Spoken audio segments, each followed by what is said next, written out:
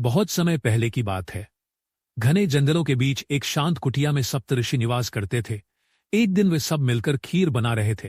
स्वादिष्ट सुगंध से पूरी कुटिया महक उठी, लेकिन जब खीर चूल्हे पर चढ़ी थी, तभी वे सब नदी स्नान के लिए चले गए। उनके जाने के बाद वहां एक विषधर नाग आया। उसने उस खीर में अपना विष छोड़ दिया और चला गया। यह सब एक मेंढकी देख रही थी, जो उसी कुटिया के कोने में बैठी थी। कुछ ही देर बाद जब सप्तऋषि लौटे, वे उस खीर को खाने वाले थे। तभी वह मेंढकी झटपट कूदकर कहेर में गिर पड़ी और मर गई। ऋषि हैरान रह गए। उन्होंने अपनी दिव्य दृष्टि से देखा कि आखिर यह क्या हुआ। तब उन्हें ज्ञात हुआ कि इस मेंढकी ने अपनी जान देकर उन्हें विष से बचाया है। ऋषियों के हृदय में करुणा उमड़ पड़ी। उन्होंने कहा, इसका हृदय अत्यंत पवित्र है, इसका जन्म व्यर्थ नहीं जा सकता। तब उन्होंने अपने तप बल से उस मेंढकी को पुनर्जीवित किया और उसे एक अत्यंत सुंदर कन्या का रूप दे दिया। वही कन्या आगे चलकर मंदोदरी कहलाई।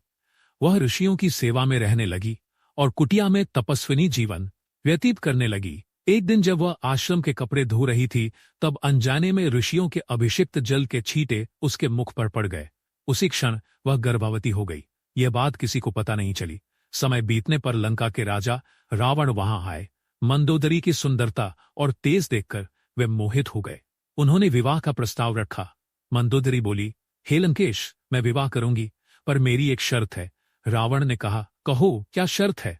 मंदोदरी ने कहा, सुना है आपकी दहाड़ इतनी प्रचंड है कि उसे सुनकर गर्भवती स्त्रियों के गर्भ गिर जाते हैं। मैं विवाह से पहले आपकी दहाड़ सुनना चाहती हूं। रावण मुस्कुराया और बोला, तो ठीक है।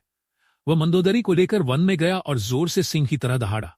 उसी क्षण मंदोदरी का गर्भ गिर गया।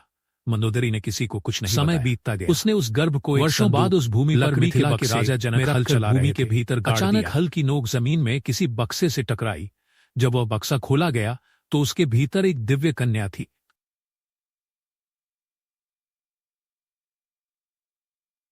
कन्या मंदोदरी की पुत्री थी।